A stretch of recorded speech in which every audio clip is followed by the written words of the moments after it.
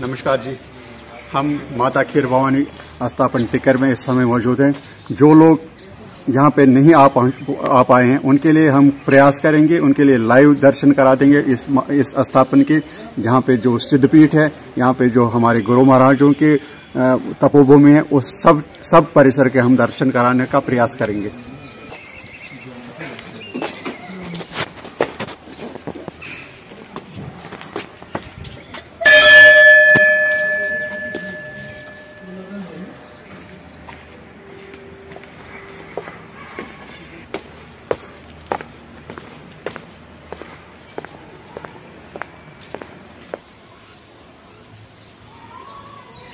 आइए आपको माता खीर भवानी के अमृत कुंड का और गर्भगृह का दर्शन कराते हैं।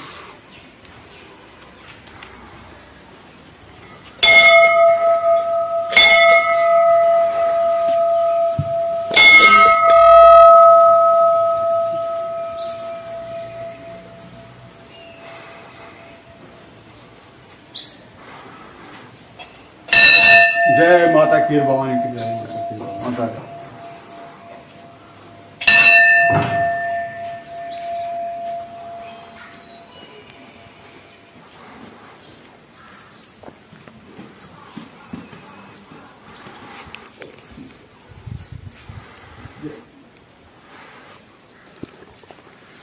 ये प्राचीन काल से, रामायण काल से यहाँ पे जो माता जल रूपी अमृत कुंड के रूप में यहाँ पे दर्शन है, इसके दर्शन करा दिए। जिस समय रामायण काल में लंका पे चढ़ाई करनी थी प्रभु राम ने, उससे पहले हनुमान जी को ये इस व्यवस्था में लगाया गया कि जो भी देवता वहां पे हैं उनके इच्छा अनुसार गणतंत्र पे लाया जाए। अंत में माता के लिए बजरंगबली को आदेश मिला कि आप कमंडल लाए और उसमें जल रूप में माता जी समा गई और उनको आदेश मिला बजरंगबली जी को कि आप उत्तर की दिशा में हमें ले जाए। और कश्मीर मंडल में पहुंच के 5 जगहों पे वो जल छलक गया। उन 5 जगहों में माता खीर भवानी स्थापन टिकर का ये कुंड साक्षी है। तो ये रामायण काल से ये अमृत कुंड यहाँ पे है, जल रूप में यहाँ पे माता रज्ञा है और इनको हम यहाँ पे माता खीर भवानी भी कहते हैं। और लंका में जब वास करती तो माता श्यामा के नाम से इनको जाना जाता है। और अब आपको गर्भगृह में प्रतिभा रूपी माता का दर्शन कराते हैं।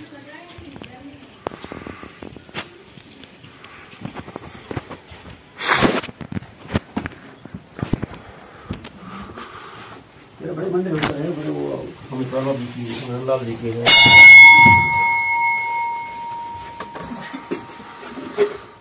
स्वामी नंदलाल जी की है, स्वामी कालबाब जी की है, महाराज की है, स्वामी लाल जी की, बड़े बड़े काफी यहाँ पर बोलते हैं।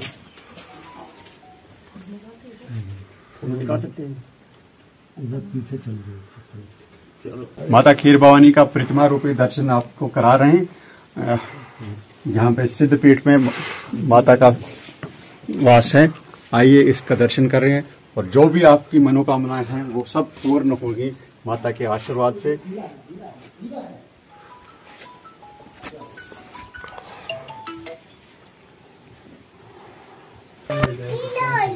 हमारे पुजारी जी जो भक्तजनों का यहाँ पे उनका आगमन करते, उनका स्वागत करते हैं, उनके लिए पूजा कराते हैं। जय माता दी पंडित जी। जय माता दी। अभी आपको इसकी परिक्रमा करा देंगे और इसमें यहाँ पे हमारे शिव परिवार, राधा कृष्ण और बजरंगबली के भी दर्शन करा देते हैं।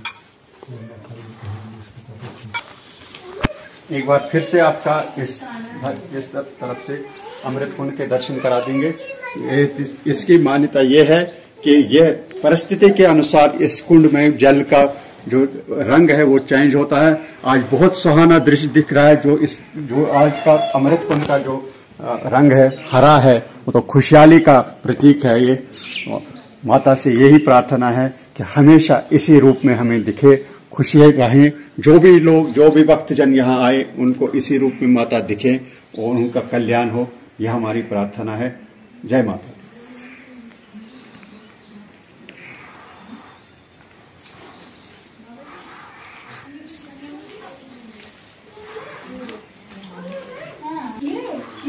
बोले ना।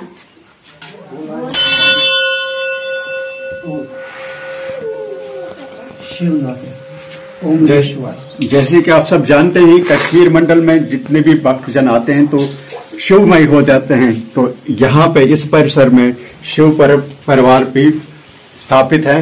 तो आपको प्रथम पूज्य गणेश जी के दर्शन कराते हैं, शिव शंकर के दर्शन कराते हैं, नंदकेश्वर बाबा के दर्शन करा, प्रभु शिव शंकर के दर्शन कराते हैं।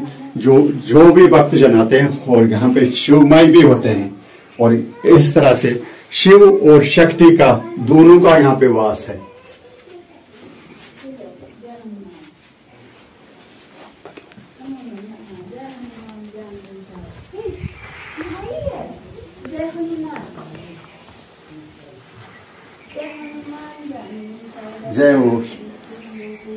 जय हो राधा कृष्ण।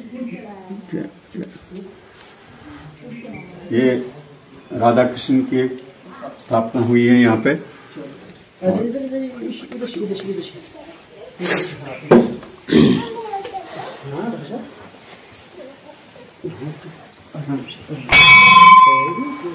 जय बजरंग।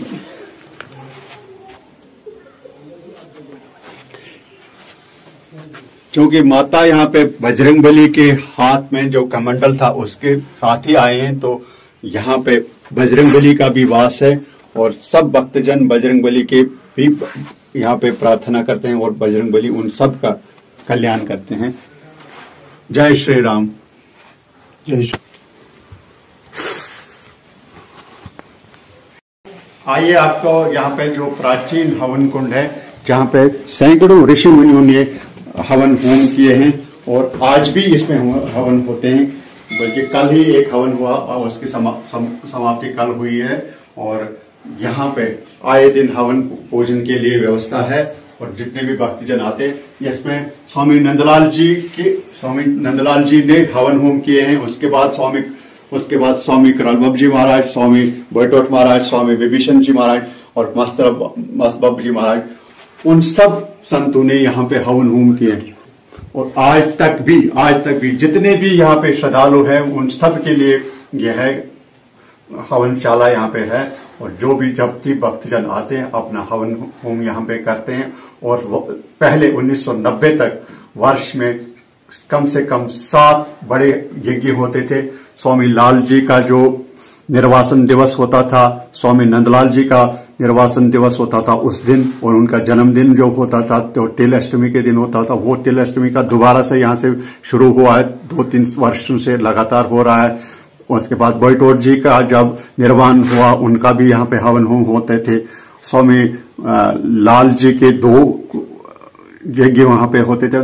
कुल मिला के 7 यज्ञ 1990 तक यहाँ पे होते थे वर्ष में।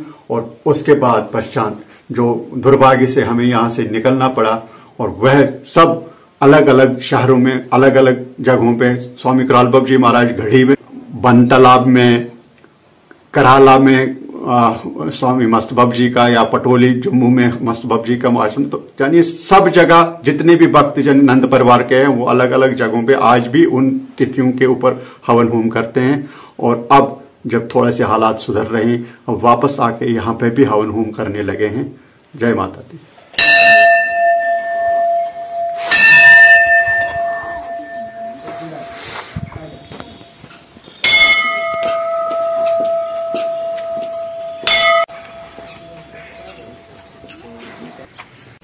आइए आपको अब माता शारदा की दर्शन के लिए ले जाते हैं।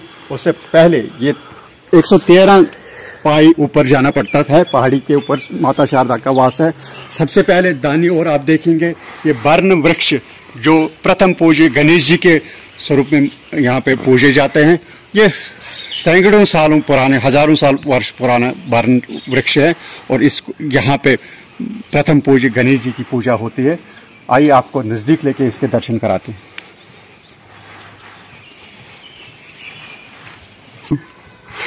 ये यहाँ पे व्यवस्था की गई है क्योंकि ज्येष्ठ अष्टमी के दिन जो बड़ा हवन यहाँ पे होता है, उसके लिए वहाँ अंदर जगह कम पड़ने के कारण ये बड़ा हवन कुंड बनाया हुआ है। और इसमें ज्येष्ठ अष्टमी जो इस साल 28 मई को मनाई जाएगा, उसकी तैयारियों के लिए बड़ा हवन कुंड बनाया है तीर्थयात्रियों के लिए। उस दिन सप्तमी को यहाँ पे हवन के लिए बैठते हैं और अष्टमी को पूर्ण आहुति के बाद प्रसाद सब भक्तजनों को बांटा जाता है। आइए आपको नजदीक से गणेश जी के दर्शन कराते हैं।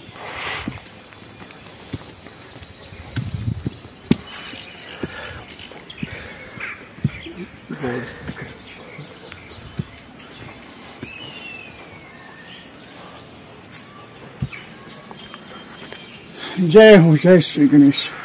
ये हजारों वर्षों से मान्यता है कि गणेश जी वर्ण वृक्ष के रूप में यहाँ पे गणेश जी विराजमान हैं और हम नतमस्तक होंगे। प्रथम पूज्य गणेश जी को पहले नमन करेंगे, उसके पश्चात हम और जो जितने भी यहाँ पे माता शारदा का मंदिर है, पीछे स्थानीय भैरव जो भास्करेश्वर भैरव हैं उनके भी दर्शन करा देंगे। उसके पश्चात जितने भी संतों ने यहाँ पे इस पवित्र धरती को अपना कर्म भूमि, अपना तपोभूमि बनाई, उनके भी आपको साक्षात्कार कराएंगे।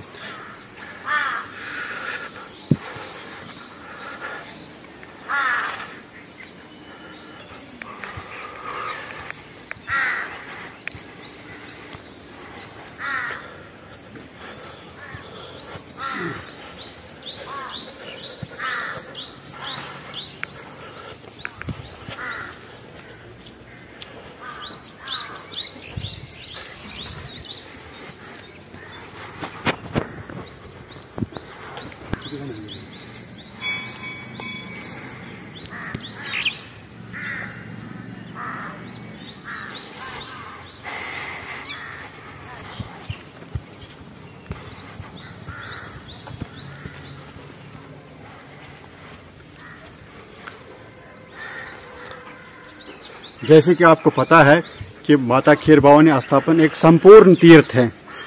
माता के वास के साथ साथ आपको महागौरी जी के दर्शन कराएंगे। ये यहाँ के स्थानीय भैरव भास्करेश्वर भैरव के आपको वर्ण रूपे आपको दर्शन कराते हैं, जिसकी बहुत बड़ी मान्यता है।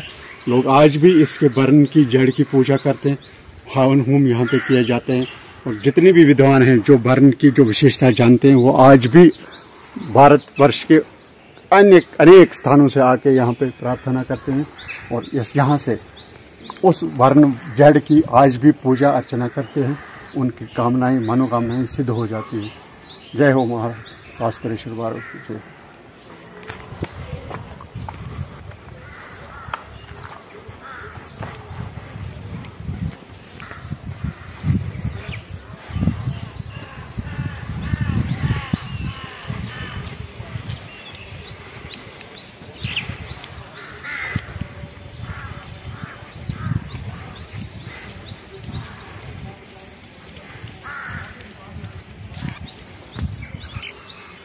ये आपको बाहर से माता खीर भवानी के दर्शन करा रहे हैं और विपरीत परिस्थितियों की वजह से जो कुछ कालखंड के लिए यहाँ पे हम नहीं रहे, उस कारण जो कुछ डैमेज हुए हैं, हमारी कोशिश ये है कि इसको दोबारा से नया बनाया जाए।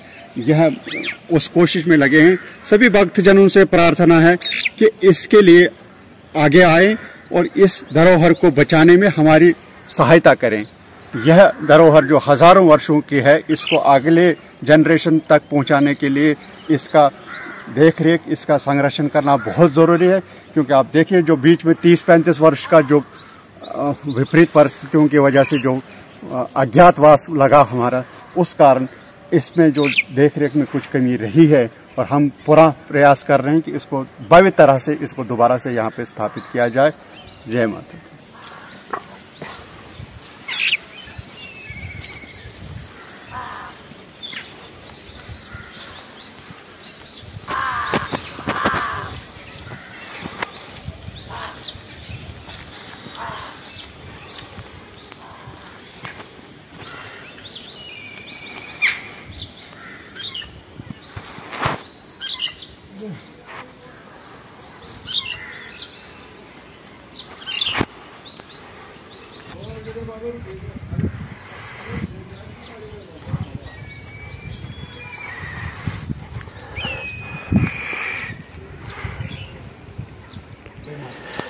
जय माता।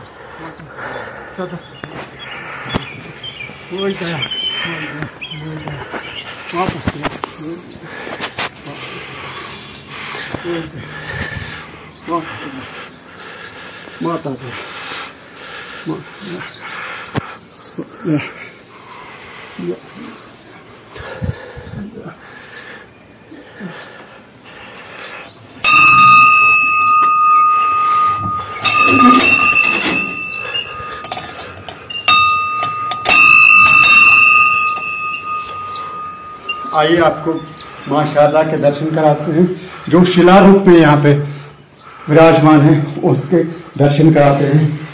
ये आपको माता शारदा के शिला रूपी दर्शन करा रहा हूँ।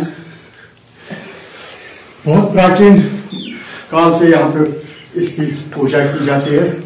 यहाँ पे एक यहाँ पे 1947 तक अष्ट धातु की मूर्ति थी माता शारदा की।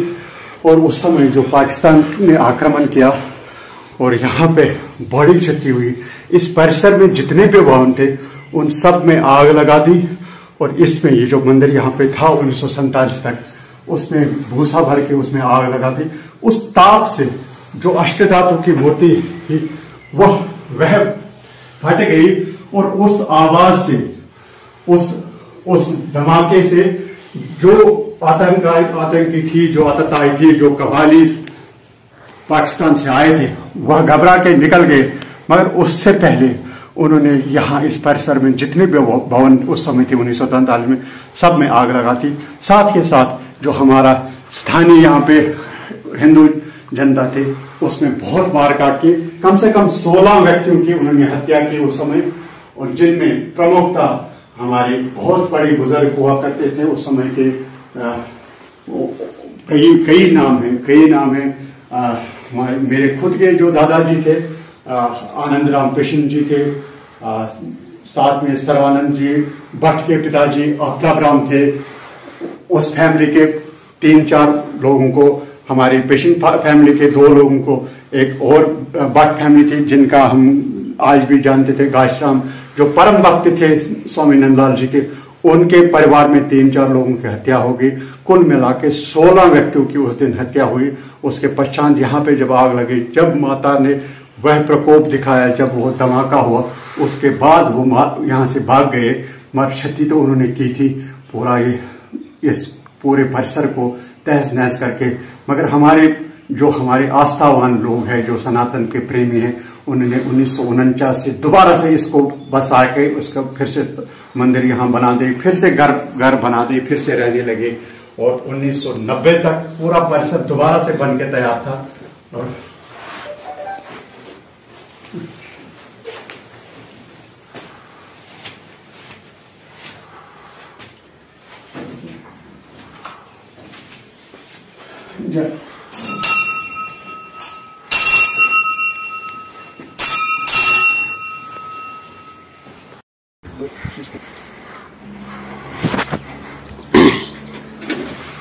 आपको आज नौ देवी के स्वरूप, यह जो चिनार का वृक्ष जिन्होंने 9 रूप लेके यहाँ पे नौ दुर्गा का रूप लेके आपके लिए विराजमान यहाँ पे उसके दर्शन कराते हैं। अब देखिए कि चिनार का जो वृक्ष है उसकी आयु कम से कम 500 वर्ष है। और 500 वर्ष होने के पश्चात अपने आप ही दोबारा से फिर उग आता है। और जो करीबन 400-500 साल पुराने की जो रही होगी बात, तो उस समय जब ये अपने आप 9 वृक्षों के रूप में जो उगाया है, तो ये प्रतीक है, 9 रूप, माता के 9 रूपों के प्रतीक माना जाता है। तो इन सब को मेरे तरफ से प्रणाम। जय माता दी।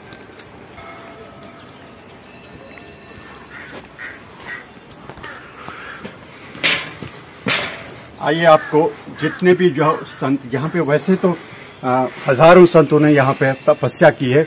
पिछले 100 साल से जो लोग यहाँ पे तपस्या लीन रहे हैं उनके बारे में आपको जानकारी दें, जिनमें सबसे प्रमुख है स्वामी नंदलाल जी। उनके तपोभूमि के आपको दर्शन कराता हूँ। यहाँ पे स्वामी नंदलाल जी 1954 से 1968 तक, 1954 से 1968 तक उन्होंने इस धरती को, इस भूमि को अपना तपोभूमि पूरा यहाँ पे तप किया और हजारों श्रद्धालुओं को उन्होंने अपने कर कमलों से उनका कल्याण किया, उनका जीवन संवार दिया।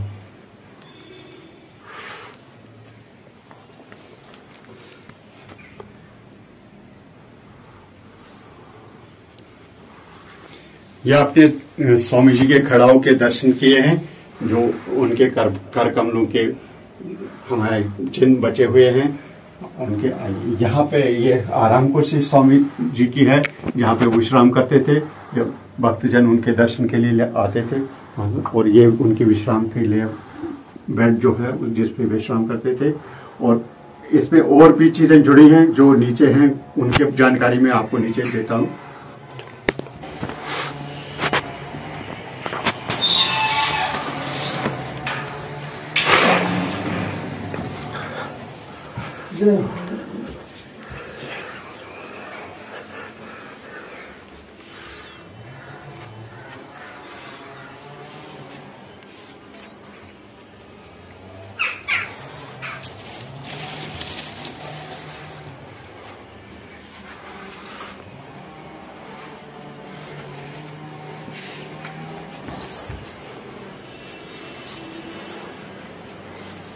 ये स्वामी लाल जी की प्रतिमा है सामने, उनके शिष्य स्वामी नंदलाल जी हैं।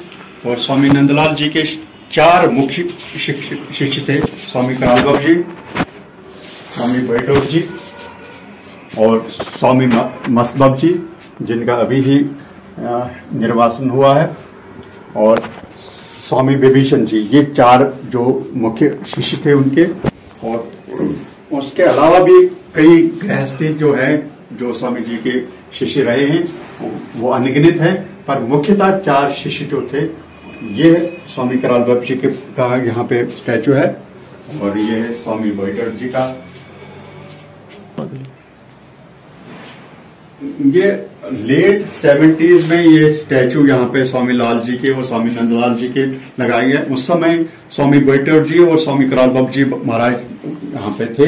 उनकी देख रेख में स्वामी बैठर जी के कहने से यहाँ पे ये स्वामी लाल जी और स्वामी नंदलाल जी के स्टैचू लगे हैं। और तत्पश्चात जो 1983 में स्वामी बैठर जी का जो उनका निर्वासन हुआ, उसके बाद करीबन 1985 के आसपास उनका स्टैचू यहाँ लगाया गया। और 2011 में स्वामी करालबाबू जी का स्टैचू यहाँ पे लगाएगा। इसमें जो स्वामी विभीषण जी और स्वामी मस्तबाब जी की आगे जाके हम प्रयास करेंगे उनके भी इसमें यहाँ पे स्टैचू लगे, ताकि ये नंद परिवार के जो मुख्यतः जो हमारे संत हैं उनका एक जो भी आगे वाली पीढ़ियां उनको याद करें, उनके दर्शन करते कृतार्थ हो, उनके दर्शन करके धन्य हो जाए, उसका एक प्रयास रहेगा आगे जाके।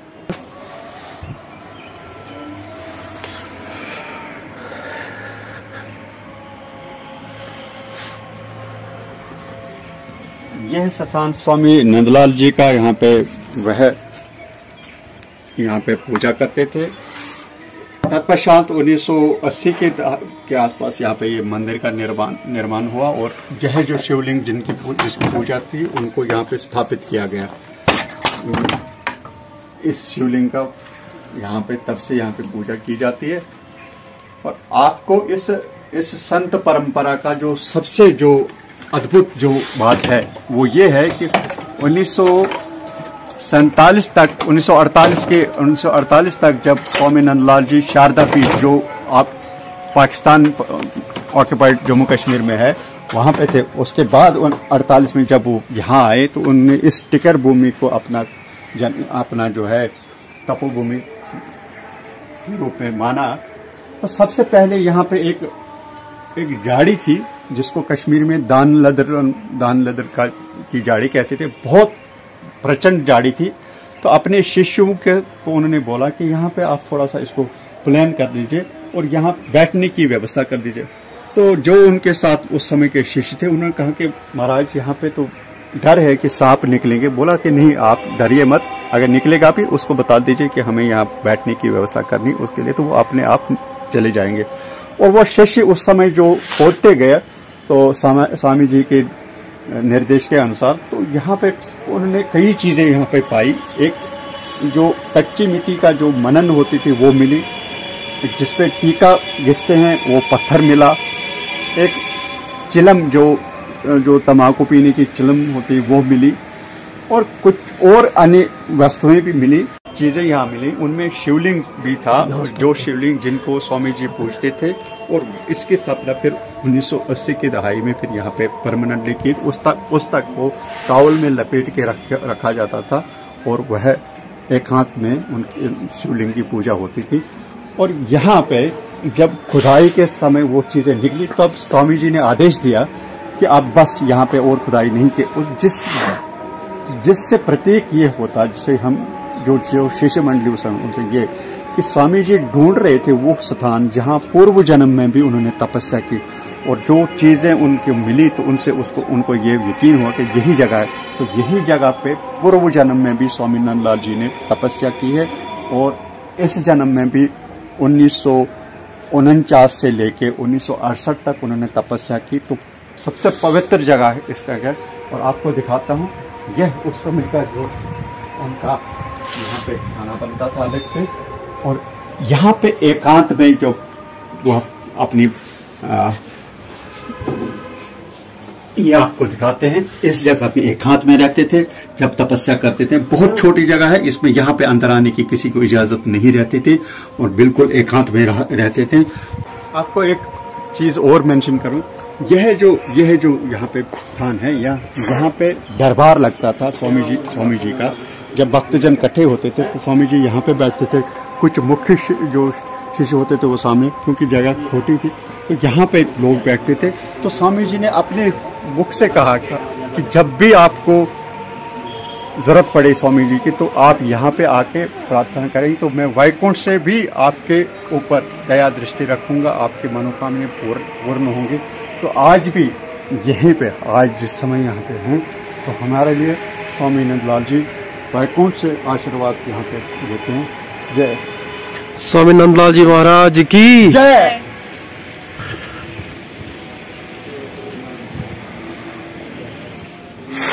ये जो उस समय 1968 तक जो यात्री आते थे उनके व्यवस्था थी, उनके रहने के लिए ये एक कमरा था। नीचे इसमें किचन है और साथ में बैठक है, और जितने भी यात्रीगण आते थे। तो साथ में एक चीज मेंशन करनी बहुत जरूरी है कि स्वामी जी के आदेश के बिना इस द्वार से आगे कोई जा नहीं सकते थे। जब तक उनको बुलाया जाता था तो बहुत ही डिसिप्लिन तरह के सेंट थे, और समय के बहुत पाबंद थे। समय निर्धारित था पहले से कि नाश्ता कितने बजे करना है, और भोजन मध्य का भोजन कितना, आरती कितने बजे। तो पूरे के ऐसा खुला नहीं था कि संत यहाँ जी बैठे हैं तो आप खुले आम आ सकते। तो इस दौर से आगे जब तक ऊपर से आदेश होता था तब तक आगे नहीं भेजा। तो वह यात्रीगण तब तक यहाँ विश्राम करते थे। उनके खाने पीने का 24 घंटे लंगर यहाँ लगता था, और वह लंगर स्वामी विभीषण जी की देखरेख में चलता था मुख्यतः। और उनके साथ जो स्वामी कराल बाबू जी और स्वामी मास्तराम जी, उसमें व्यवस्था में, क्योंकि यहाँ पे पानी की थोड़ी सी समस्या थी। उस समय जल जो 16 लीटर का जो 2 कैन लेके नीचे से आते थे। तो स्वामी कराल बाबू जी, स्वामी मस्त बाबू जी इस भवन को स्वामी नंद लंगर के नाम से हम जानते हैं। और आपको नीचे जाके उसकी भी एक झलक दिखाता हूँ।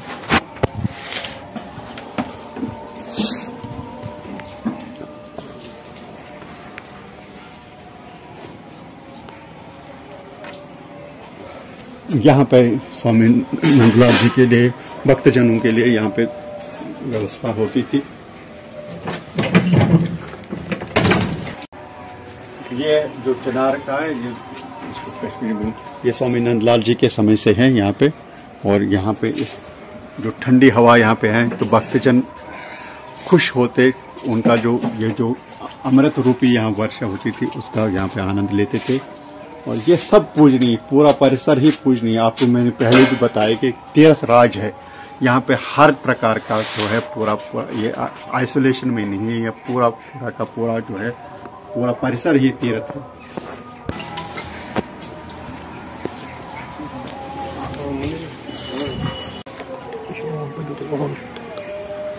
स्वामी कराल बाबू जी की कुटिया है।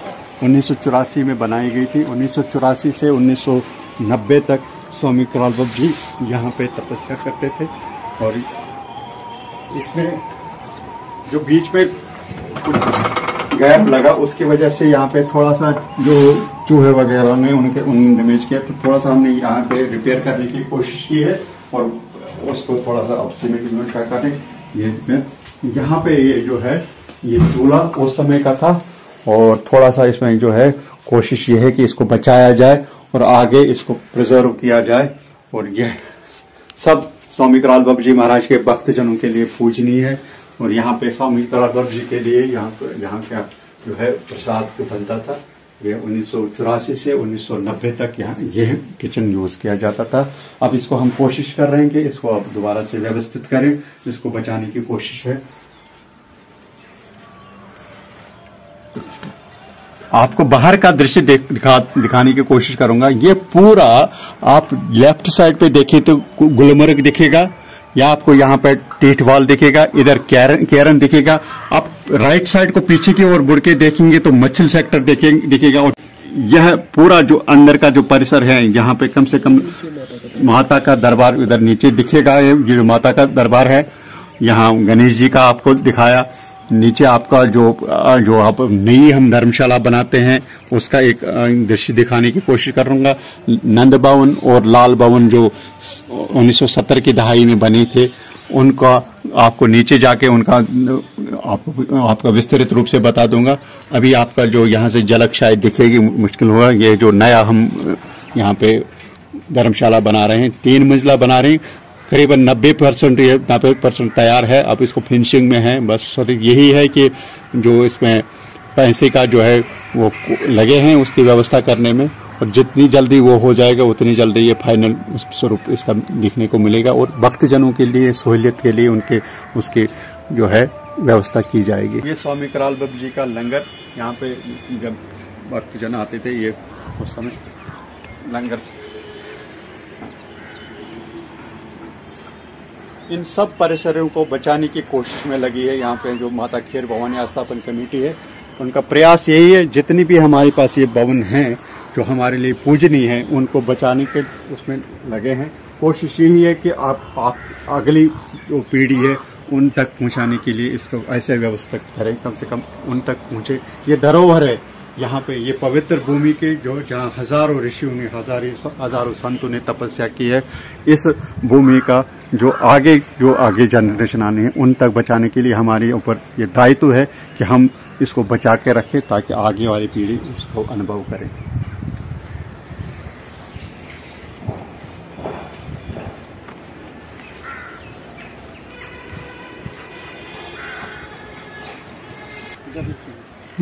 माता खेर भवानी आस्थापन कमेटी टिकर का प्रयास ये है कि यहाँ पे जितने भी यात्री आएंगे उनके मैक्सिमम हम क्या फैसिलिटेट करें, तो उसके लिए ये 3 मंजिला भवन बना है। करीबन 2100 स्क्वायर फीट का एरिया है और इसमें हमने 2 हॉल 1100 स्क्वायर फीट के 2 हॉल हैं।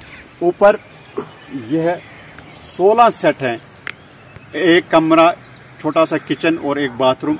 कोशिश ये है कि जितने भी यहाँ पे जो नॉर्थ कश्मीर में जितने भी सनातनी आए उनके रुकने की व्यवस्था में यहाँ पे उनको हम कुछ कोशिश यही है कि उनको सहूलियत दें, उनको यहाँ पे व्यवस्था, उनको रहने का बना दें, उनको खाने पीने का इंतजाम। उस प्रयास में हम 90% तक कामयाब हुए हैं। बस लास्ट के 10%, क्योंकि इसका फिनिशिंग जो है ऊपर अंदर का जो है उसमें हमें थोड़ा सा 8-10 लाख की अभी ज़रूरत है। उसमें हम सभी जितने भी भक्तजन हैं उनसे सहयोग की आशा करते हैं ताकि जल्द से जल्द ये हम खोल सकते और तीर्थ यात्रियों के लिए। आज भी जैसे आपको पता है कि हम शारदा का जो स्थापना होनी है 22 तारीख को, और जितने भी श्रद्धालु आते थे, माता खेर भवानी आस्थापन कमेटी की तरफ से ये प्रयास है उनको रहने ठिकाने और खाने का यहाँ पे व्यवस्था कीजिए। हमारे प्रधान जी नीचे लगे हुए हैं, प्रयास कर रहे हैं, और जगह थोड़ा सा जो अभी हमारे फाइनल नहीं है तब भी अपनी तरफ से यही कोशिश है कि पूरा उनके लिए यहाँ पे व्यवस्था की जाए। और प्रार्थना ये है माता खेर भवानी से कि हमें इतना सक्षम करें ताकि हम जल्द से जल्द इसको कंप्लीट करें और इसको खोल दें यात्रियों के लिए। और जितने भी भक्तजन पूरे विश्व से सनातनी आना चाहें उनके लिए हम यहाँ पे व्यवस्था खड़ी कर दें। जय माता दी।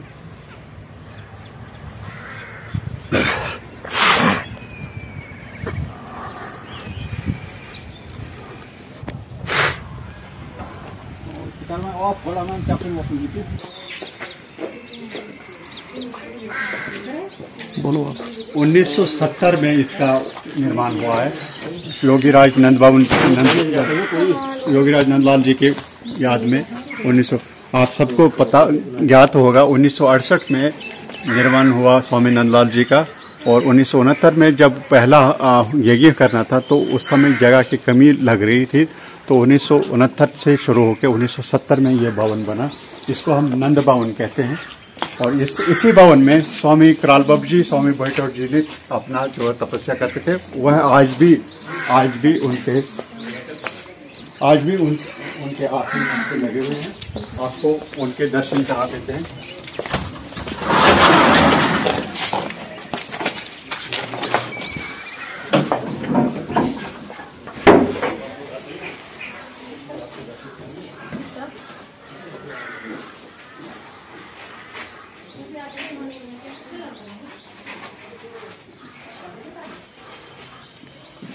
यही जगह ये है कि 1970 के बाद स्वामी कराल बाबू जी और स्वामी बैठौर जी इसी कमरे में बैठते थे। इसी में शाम की संध्या की आरती यहीं पे होती थी।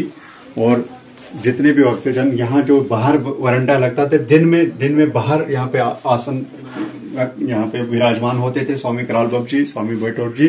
क्योंकि बैठौर जी कम समय के लिए यहाँ रहते थे तो ज्यादातर जो है स्वामी कराल बाबू जी बैठते थे। और गर्मियों के टाइम में जब यहाँ पे जो हमारा जो निर्माण का कार्य चलता था, जो सारा निर्माण का कार्य जो स्वामी बैठौर जी की देखरेख में चलता था, 1969 से लेके 1984 तक जितना भी निर्माण यहाँ पे हुआ वह सब स्वामी बैठौर जी के देखरेख में। क्योंकि इंजीनियरिंग बैकग्राउंड से थे तो उनका प्रयास यह था कि इसको भव्य तरह से बनाया गया। कि जो 1947 में क्षतिग्रस्त हुआ था तो उनका ये प्रयास था कि 1969 से लेकर 1984 तक स्वामी बैठौर जी पूरा निर्माण देखें। उनमें और भी प्रमुख लोग थे उस समय। श्री जियालाल जी जो प्रधान थे, श्री जगन्नाथ जी थे, राधाकृष्ण ठाकुर जी थे, दीनानाथ भट्ट थे, और भी अन्य जो भक्तजन है, प्रमुख कुछ नाम मैंने लिए हैं। और भी सैकड़ों लोग जो थे जो उस समय सहयोग जो करते थे, उन सबको हमारी तरफ से नमन, जिन्होंने एक जीवन ऐसा जिया उन संतों के साथ जो हमारे लिए आदर्श है आज के दौर में। ये आपने नंद भवन के दर्शन के, उसके पश्चात लाल भवन बना। चूंकि सिक्योरिटी का है, वहाँ पे सिक्योरिटी की वजह से वहाँ पे हम नहीं जा सकते उसके नजदीक से। तो आपको यह है कि ये लाल भवन है, ये 1973 में बना है। और अब आपको जो नया निर्माण है, जिसका इनॉग्रेशन में हमने कच्चे पक्के में ही पिछला साल किया, आज भी जो शारदा यात्रा की व्यवस्था की जा रही, आपको अंदर से उसके दर्शन कराएं कि किस स्वरूप में ये बना है और किस हिसाब से हम यूज कर रहे हैं। आप सबको अंदर का दृश्य दिखाएं ताकि आप समझ सकें कि क्या व्यवस्था हो रही है।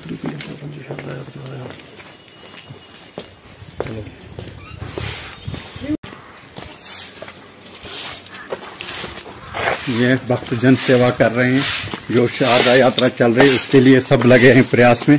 ये है हमारा लंगर, यहाँ पे इस परिसर का हमारे प्रधान जी मोहनलाल जी पडरू, जिनकी देखरेख में सारी व्यवस्था चल रही है। आज जो शारदा के लिए यात्री आ रहे हैं उस सब की व्यवस्था प्रधान जी ने की है।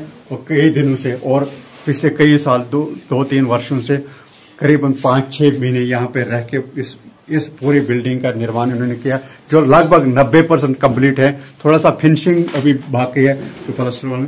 और पिछले साल हमने इसका जो है उद्घाटन किया, पिछले ज्येष्ठाष्टमी के दिन इसका उद्घाटन किया। आज भी ये हमारे आज प्रसाद और जो यात्री आने वाले हैं उनके लिए व्यवस्था हो रही है। आपको ये दिखा देंगे दृश्य। ये हमारे ये बड़ा हॉल है, क्योंकि ऊपर कंस्ट्रक्शन चल रहा है, अभी वो कारपेंटर उसको यूज करते हैं। इसी इतना ही बड़ा एक और हॉल ऊपर बना है जो फुली फर्निश्ड है इस समय यात्रियों के स्वागत के लिए। एक झलक उसकी भी दिखाने की कोशिश करेंगे।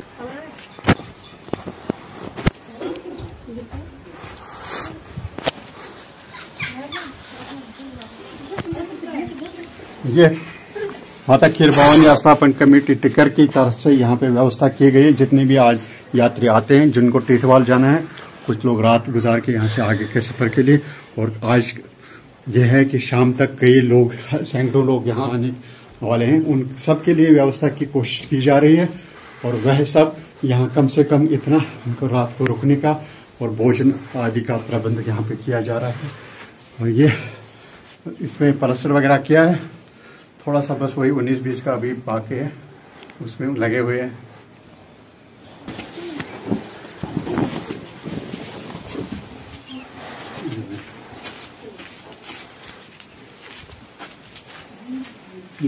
माता खीर भवानी स्थापन कमेटी टिकर के से प्रयास है कि एक हम जब कोई परिवार यहाँ पे आए 3-4 जनों का, तो उनके रुकने के लिए व्यवस्था है। ये कमरा है, इसमें हम एक शेल्फ देंगे जिसपे किचन लगेगा और एक साथ में ही अटैच्ड बाथरूम है, ताकि उनका ये बाहर जाने की जरूरत नहीं पड़े।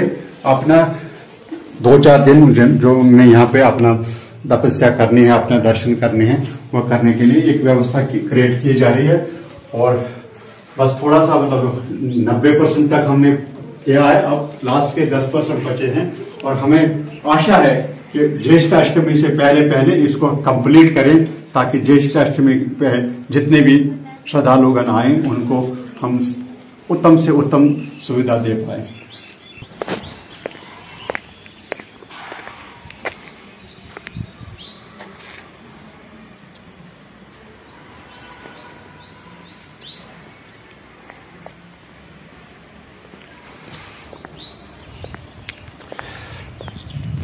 मैं अवतार कृष्ण जो यही टिक्कर का निवासी हूँ। एक प्रयास था कि वर्चुअली आपको इस तीर्थ का आपको आभास कराएं। वैसे तो ये है कि जो आनंद यहाँ पहुँच के है वो वर्चुअली नहीं हो सकता, पर एक कोशिश थी। अश्विनी जी हमारे साथ, जो रोहित भट्ट जी, इनका सहयोग मिला।